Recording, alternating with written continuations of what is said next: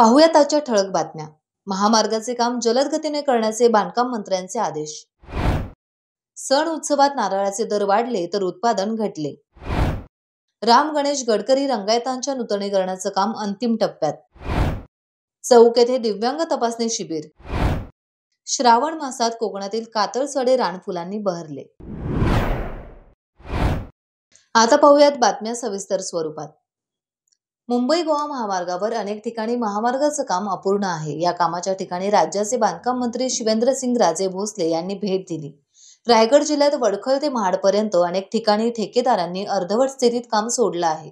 अशा ठेकेदारांना तात्काळ काम पूर्ण करण्याचे आदेश देण्यात आले आहेत।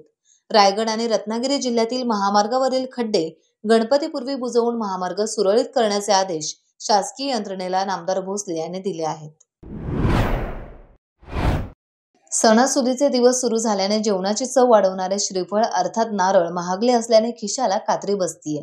सध्या नारळाचे दर सुमारे 50 ते 60 रुपयांपर्यंत पोहोचले आहेत। या दरवाढीचे मुख्य कारण म्हणजे हवामानातील बदल आणि वन्य प्राण्यांचा वाढलेला उपद्रव, ज्यामुळे नारळाचे उत्पादन घटले आहे।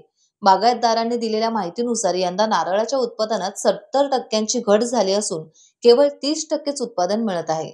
सण उत्सवांसाठी नारळाची मोठी मागणी असते। गणेश चतुर्थी, पितृपक्ष, दिवाळी तसेच लग्न सोहळे अशा विविध सणांमध्ये नारळाला मोठी मागणी असते। काही वर्षांपूर्वी नारळाला फारशी किंमत मिळत नसल्यामुळे अनेक बागायतदार नारळाऐवजी काजू, सुपारी, पोफळे आणि केळीच्या बागांकडे वळले होते।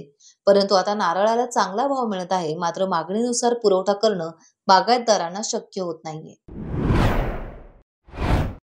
ठाणे महापालिकेच्या राम गणेश गडकरी रंगायतन या नाट्यगृहाच्या वास्तूचे नूतनीकरण आता अंतिम टप्प्यात आहे।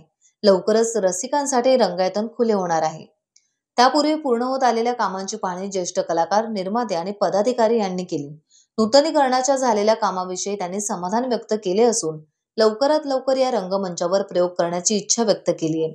ठाणे महापालिकेचे अतिरिक्त आयुक्त संदीप माळवी यांच्यासह अखिल भारतीय नाट्य परिषदेचे अध्यक्ष प्रशांत दामले, ज्येष्ठ निर्माते आणि दिग्दर्शक अशोक हांडे, निर्माते दिलीप जाधव, निर्माते प्रसाद कांबळी यांच्यासह ठाण्यातील नाट्यकर्मी, अभिनेते आणि दिग्दर्शक मंगेश देसाई, दिग्दर्शक विजू माने यांनी रंगायतनची पाहणी केली।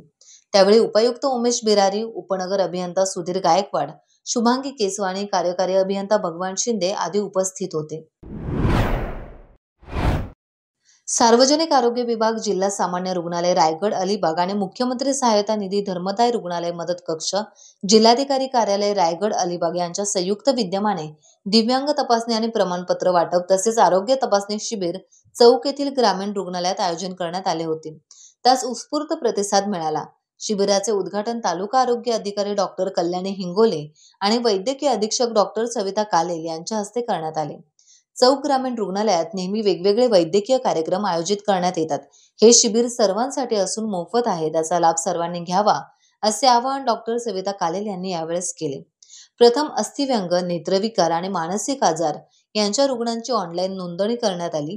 या शिबिराच्या माध्यमातून खालापूर तालुक्यातील दिव्यांग व्यक्तींना दिव्यांग प्रमाणपत्र तातडीने मिळावे यासाठी चौक ग्रामीण रुग्णालय प्रयत्नशील असून त्यांच्या प्रयत्नाने दिव्यांग प्रमाणपत्र तपासणी करण्यात आली।